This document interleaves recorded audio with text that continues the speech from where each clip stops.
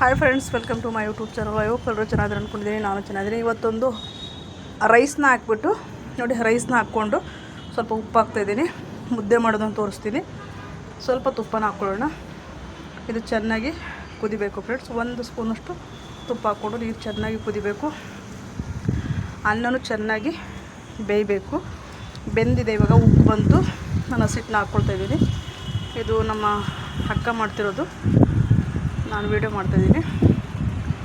ಈ ಥರ ಹಸಿಟ್ಟನ್ನ ಹಾಕ್ಕೊಂಡು ನಾನು 4 ಲೋಟ ನೀರನ್ನ ಹಾಕ್ಕೊಂಡು 3.25 ಲೋಟ ಅಂದರೆ 3.25 ಬೌಲು ಹಸಿಟ್ಟು ಹಾಕಬೇಕಾಗುತ್ತೆ. 4 ಲೋಟ ತೊಗೊಂಡ್ರೆ 3 ಮುಕ್ಕಾಲು, 5 ಲೋಟ ತೊಗೊಂಡ್ರೆ 4 ಮುಕ್ಕಾಲು, ಆ ಥರ ಒಂದು ಸ್ವಲ್ಪ ಕಡಿಮೆಯಾಗಿ ತೊಗೋಬೇಕಾಗುತ್ತೆ. ಸೊ ಇದು ಮೇಲೆ ಉಕ್ಕು ಬರಬೇಕು. ಉಕ್ಕು ಬಂದ ನಂತರ ನೋಡಿ, ಈ ಥರ ಮೇಲೆಲ್ಲ ಉಕ್ಕು ಬರುತ್ತೆ. ಸೊ ಆ ಟೈಮ್ನಲ್ಲಿ ನಾವು ಮುದ್ದೆನ ತಿರುಕೋಬೇಕಾಗತ್ತೆ. ಮೇಲೆ ರಾಗಿ ದೋಸೆ ಮಾಡ್ಕೊಂಡು ಎಷ್ಟು ಚೆನ್ನಾಗಿರ್ತದೆ ಅಂದರೆ ಇಷ್ಟ ಉದ್ದಿನ ಬೇಳೆ ಒಂಚೂರು ಮೆಂತ್ಯ ಇವತ್ತು ನೆನೆಸ್ತಿರೋ ನಾನು ದೋಸೆ ನೆನೆಸಿರೋಲ್ಲ, ನಾಳೆ ಅದನ್ನೇ ಮಾಡ್ತೀನಿ. ತುಂಬಾ ಈಸಿಯಾಗಿ ಮಾಡ್ಬೋದು. ತುಂಬ ಜನ ಅಕ್ಕಿ ನುಚ್ಚು ಮಾಡ್ತಾರೆ. ಪ್ಲೇನ್ ಮುದ್ದೆನ ತೋರಿಸಿರ್ಲಿಲ್ಲ. ಸೊ ಇದನ್ನ ಅನ್ನ ಹಾಕ್ಬಿಟ್ಟು ತೋರಿಸಿರ್ಲಿಲ್ಲ. ಉಳಿದ್ರೆ ಬೆಳಗ್ಗೆ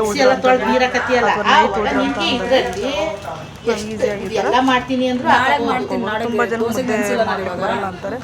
ಸೊ ಒಂದೇ ಸಲ ನಾವು ನೀರನ್ನ 4 ಲೋಟ ನೀರು ಹಾಕಿ ಅದೇ ಸೇಮ್ ಇದರಲ್ಲಿ ಮೆಥಡಲ್ಲಿ ಮೆಜರ್ಮೆಂಟ್ನಲ್ಲಿ ನಾವು ಹಸಿಟ್ಟನ್ನ ಹಾಕ್ಕೊಳ್ಬೇಕು. ಸೊ ನೋಡಿ, ಥರ ಹಾಕ್ಕೊಂಡು ಕಂಟಿನ್ಯೂಸ್ ಆಗಿ ತಿರುಗಬೇಕಾಗುತ್ತೆ. ನಾವು ಗಂಟೆಗಳಿಲ್ದಿರ ಚೆನ್ನಾಗಿ ಫಸ್ಟೇ ಹಸಿಟ್ಟನ್ನ ಕರೆಕ್ಟಾಗಿ ಹಾಕ್ಕೊಂಡು ಚೆನ್ನಾಗಿ ತಿರುಕೊಳ್ಬೇಕಾಗತ್ತೆ. ಚೆನ್ನಾಗಿ ತಿರುಗಿಬಿಟ್ಬಿಡೋಣ.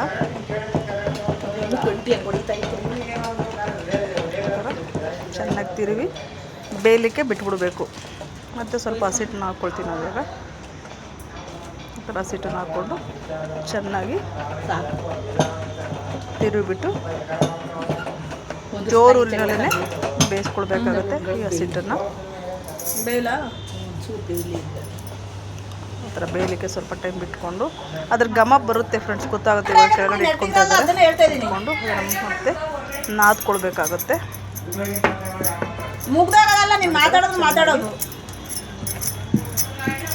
ಅವರೇ ಮಾಡ್ತಾ ಇದ್ದಾರೆ ನಮ್ಮ ಅಕ್ಕ.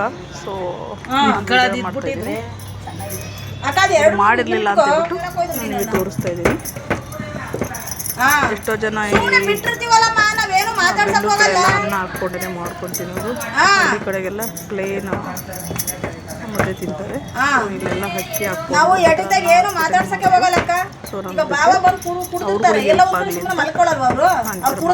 ಚೆನ್ನಾಗಿ ನಾದ್ಕೊಳ್ಬೇಕು.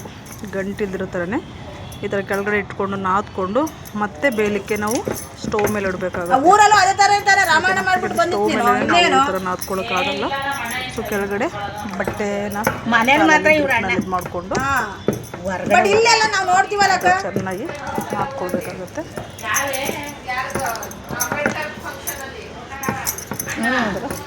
ಚೆನ್ನಾಗಿ ನಾದ್ಕೊಂಡು ಇವಾಗ ಆಗಿದೆ. ನಾನು ಸ್ಟವ್ ಮೇಲೆ ಇಟ್ಟಿದ್ದೆ.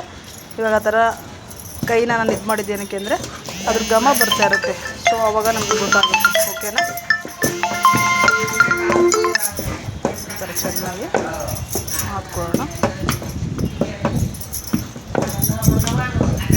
ಚೆನ್ನಾಗಿ ಗಂಟುಗಳಿದ್ರೆ ಮತ್ತು ಹಸಿಟ್ಟೆಲ್ಲ ಕಾಣಿಸ್ತಿರೇ ಚೆನ್ನಾಗಿ ನಾನು ಹಾಕ್ಕೊಳ್ಬೇಕಾಗುತ್ತೆ.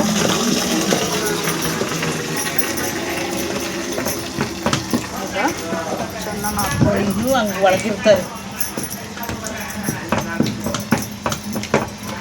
ಅದೊಂದು ಕೋಲ್ ತಂದು ಮಾಡಿ 5 ನಿಮಿಷದಲ್ಲಿ ಮಾಡ್ಬೋದು ಫ್ರೆಂಡ್ಸ್. ತುಂಬ ಈಸಿಯಾಗಿ ಮಾಡ್ಬೋದು. ತುಂಬ ಜನ ಮುದ್ದೆ ಮಾಡ್ಕೊಡಲ್ಲ. ಸೊ ಅವ್ರಿಗೆ ನಮ್ಮ ಅಮ್ಮನೇ ಮಾಡುತ್ತೀನಿ. ನನಗೆ ಮಾಡಿಬಿಟ್ಟು ಅವರು ಶುಗರ್ ಇತ್ತಲ್ಲ, ಡೈಲಿ ನಮಗೂ ಜೊತೆಲೆ ಮುದ್ದೆ. ನಮ್ಮಮ್ಮ ಯಾವಾಗಲೂ ಪಾಪ ಒಂದು ಬೋರ್ಡ್ ಮೇಲೆ ಅಥವಾ ಮನೆಯಲ್ಲಿ ತಟ್ಟೆ ಇದ್ದರೆ, ಪ್ಲೇಟ್ ಇದ್ದರೆ ಯಾವುದು ಮೇಲಾದರೂ ನೀವು ಮಾಡ್ಕೊಳ್ಬೋದು. ಇದನ್ನು ಈ ಥರ ತೆಗೆದಾಕ್ಕೊಂಡು ನಿಮಗೆ ಯಾವ ಸೈಜಿಗೆ ಬೇಕು ಉಂಡೆಗಳು ಆ ಥರ ನೀವು ಮಾಡ್ಕೊಳ್ಬೇಕಾಗತ್ತೆ. ಚೆನ್ನಾಗಿ ಸ್ವಲ್ಪ ನಾದ್ಕೋಬೇಕಾಗುತ್ತೆ. ಇವಾಗ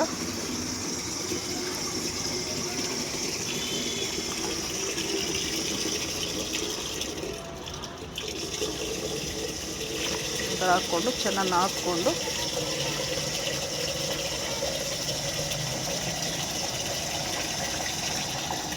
ನಮ್ಮ ಅಕ್ಕನೇ ಮಾಡ್ತಿರೋದು ಇದು ಮುದ್ದೆನ.